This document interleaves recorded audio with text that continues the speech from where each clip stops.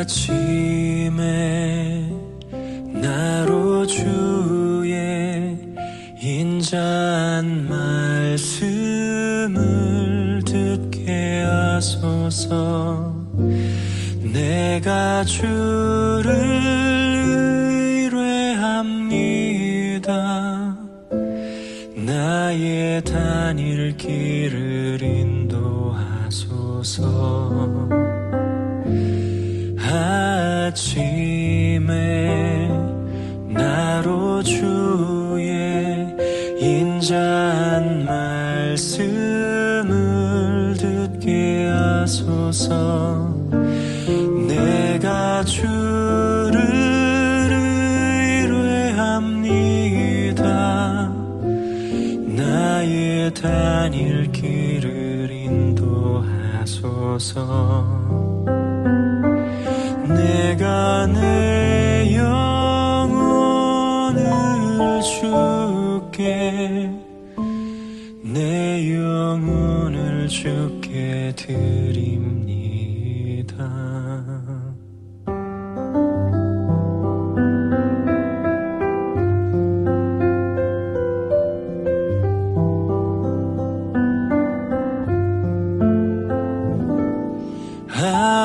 아침에 나로 주의 인자한 말씀을 듣게 하소서.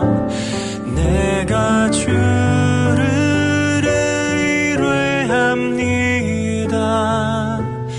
나의 다닐 길을 인도하소서.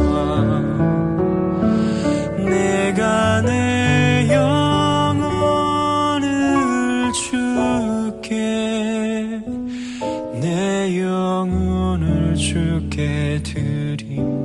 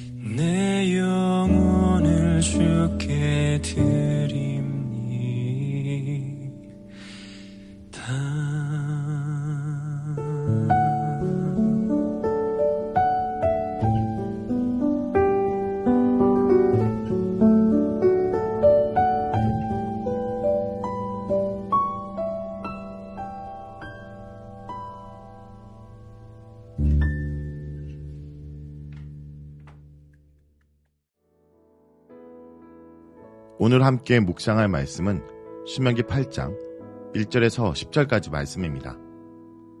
성경에서 강야의 이미지는 아무것도 없는 절망적인 상황 또는 약속의 땅으로 나아가는 여정 가운데 거쳐가야 하는 난간 등으로 묘사됩니다. 이 강야는 한마디로 황무지라고 할 수 있습니다. 이스라엘이 노예 신분에서 약속의 땅의 주인으로 변하는 과정에 전환점 역할을 하는 곳으로, 이스라엘이 정착할 땅이 아니라 잠시 머물 수밖에 없는 험하기 이를 데 없는 땅입니다. 이렇게 강야는 아무것도 없는 곳의 상징입니다. 하지만 강야는 한편으로 전부가 있는 곳이기도 합니다. 왜냐하면 광야는 하나님의 임재가 있었기 때문입니다. 하나님의 임재로 그곳에 필요한 모든 것이 존재하였습니다. 매일 내리는 만나와 메추라기가 있었고 반석에서 나오는 물이 있었습니다. 옷이 헤어지지 않았고 발도 부르트지 않았습니다. 그러므로 강야는 이스라엘이 어쩌다 겪게 되는 역경이 아니라 약속의 땅을 가기 위한 조건을 갖추는 장소였습니다. 환경과 생활 여건이 매우 열악하여 생존이 위협받는 강야에서도 하나님만을 의지해야 함을 깨닫고 동행하는 삶을 훈련해야 했습니다. 이것이 강야에서도 하나님의 임재로 약속의 땅을 누리는 비결이요, 앞으로 들어갈 약속의 땅에서 강야를 경험하지 않는 비결이기도 합니다. 오늘 본문에서 모세는 지나온 강야 여정의 교훈을 일깨워주며 어제나 오늘이나 강야나 가나안이나 하나님 백성이 살 길은 오로지 순종뿐이라고 가르칩니다. 본문을 통해 구체적으로 살펴보겠습니다. 1절에서 하나님께서 명령하시는 모든 명령을 지키라고 권면을 시작합니다. 이것이 약속의 땅에 들어갈 길이고 살 길이라고 말합니다. 자, 그런데 약속의 땅에서 순종이 앞으로 그들의 번성과 관련이 있다는 근거가 무엇일까요? 본문은 그것을 이스라엘 백성의 40년 동안의 강야 생활에서 찾고 있습니다. 강야 생활의 교훈은 두 가지로 볼 수 있습니다. 첫 번째는 강야 생활은 고난 속에서 이스라엘 백성이 하나님의 전적으로 의존하는가를 보는 시험의 기간이었다는 것입니다. 2절에 내 하나님 여호와께서 이 40년 동안에 너로 강야의 길을 걷게 하신 것을 기억하라. 이는 너를 낮추시며 너를 시험하사 내 마음이 어떠한지 그 명령을 지키는지 아니 지키는지 알려 하심이라 라고 말합니다. 강야 생활의 고난은 하나님을 향한 이스라엘의 태도를 시험하기 위한 도구로 사용되었음을 말합니다. 강야의 두 번째 교훈은 강야 생활의 고난 속에서도 하나님은 자기 백성을 지키시는 신실한 사랑을 보이셨다라는 것입니다. 오직 하나님의 기적적인 양식인 만나를 통해 이스라엘 백성은 강야에서 살아남을 수 있었습니다. 그래서 3절에서 너를 낮추시며 너를 줄이게 하시며 또 너를 알지 못하며 내 조상도 알지 못하던 만나를 내게 먹이신 것은 사람이 떡으로만 사는 것이 아니요 여호와 입에서 나오는 모든 말씀으로 사는 줄 내가 알게 하려 하심이라 라고 말합니다. 그뿐 아니라 4절에 하나님께서 일용할 양식뿐 아니라 필요한 의복과 육체의 건강까지 책임져 주는 분이심을 강조합니다. 3절과 4절의 음식과 의복의 조합은 마태복음 6장 25절에서 34절에 목숨을 위하여 무엇을 먹을까, 무엇을 마실까, 몸을 위하여 무엇을 입을까 염려하지 말라는 예수님의 가르침을 기억나도록 합니다.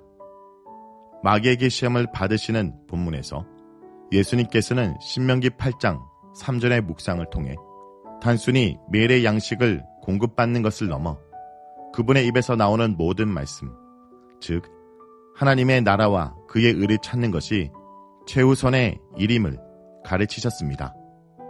그러므로 약속의 땅에서 다가올 번영 또한 하나님에게서 온다는 사실을 강조하며 말씀을 따라 순종을 강조하고 있는 것입니다.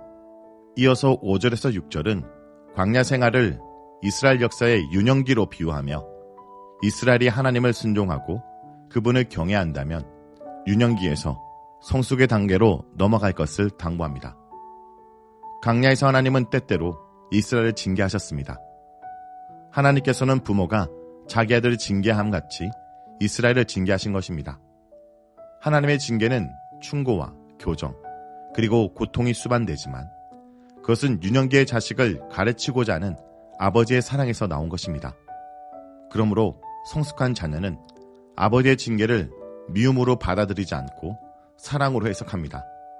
성숙한 자녀는 하나님의 징계가 두려워 순종하는 것이 아니라 아버지의 사랑을 이해하고 사랑에 대한 하답으로 순종하는 것입니다. 성도 여러분, 우리 또한 징계가 두려워서가 아니라 하나님을 사랑하고 하나님의 기쁨이 되기 위해 순종하는 자녀가 되길 원합니다. 자, 이제 7절부터는 광야 생활이 아니라 약속의 땅에 관한 내용을 다룹니다. 이스라엘이 들어가게 될 땅에 대한 모든 묘사가 광야와 대조를 이룹니다. 이스라엘이 지난 40년을 보낸 광야는 매우 황량하여 인간이 살기에 적합하지 않았습니다. 앞으로 그들이 차지하게 될 가나안 땅은 매우 비옥합니다.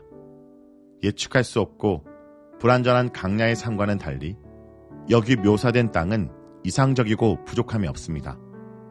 광야가 죽음의 땅이었다면 가나안은 생명의 땅으로 묘사됩니다. 그곳에는 지하수가 흐르고 샘물이 나고 시냇물이 흐릅니다. 물이 부족하여 사막처럼 되어버린 광야와는 다릅니다. 즉 가나안에 물이 풍부하다는 것은 이 땅은 죽음의 땅인 광야와 질적으로 다른 생명과 생기가 왕성한 땅이라는 점을 보여줍니다. 또 가나안 땅은 비옥한 땅입니다. 물이 많다 해도 땅이 비옥하지 않으면 소산물이 풍요로울 수 없습니다. 그러나 이스라엘은 이 점에 대해 염려하지 않아도 됩니다. 하나님께서 주실 땅은 곡식과 과일이 잘 자라는 비옥한 땅으로 말하고 있기 때문입니다. 본문에서는 밀, 보리, 포도, 무화과, 석류, 올리브 기름, 꿀이라는 7가지의 완전수로 소산물을 언급하며 비옥함을 더욱 강조합니다. 가나안 땅의 축복은 여기서 끝이 아닙니다. 약속의 땅은 중요한 강물들도 풍부했습니다. 본문은 가나안 땅에서 철과 구리를 캐낼 수 있었다라고 말합니다. 그런데 중요한 것은 이러한 축복에 마땅한 반응이 하나님을 송축하는 것이라 얘기합니다. 이스라엘은 자신에게 허락된 번영과 만족을 누림과 동시에 자신들이 받은 이 모든 축복의 원천이신 여호와를 기억하고 송축해야 했습니다. 성도 여러분, 우리 삶도 강야처럼 보이는 이 삶이 하나님의 임재로 약속의 땅에 누리는 축복의 삶이라는 것으로 재해석하기 원합니다. 모든 것이 없는 곳이 하나님의 임재로 모든 곳이 있는 곳이 되었고 풍족한 곳이 되었습니다. 상실과 허무가 가득한 현실도 주님과 동행하는 삶으로 기쁨과 감격으로 채워질 수 있습니다. 그러므로 오늘 하루도 이러한 믿음과 기대로 주님을 찬양하는 하루가 되길 간절히 기도합니다. 말씀을 놓고 기도하겠습니다. 주님, 오늘도 하나님 말씀을 떠나지 않고 지난 은혜를 기억하게 하여 주시옵소서. 날마다 저희들의 입에서 감사가 떠나지 않기 원합니다. 그리고 주님, 이 땅에 강야 같은 인생의 시기를 보내는 자들이 있다면 주님께서 동행하여 주시옵소서. 그들의 삶을 놓지 마시고 주님의 손으로 붙들어 주시옵소서. 주님과 함께함으로 체험을 경험하고 주님만으로 만족할 수 있는 삶을 경험케 하여 주시옵소서. 예수님의 이름으로 기도합니다. 아멘.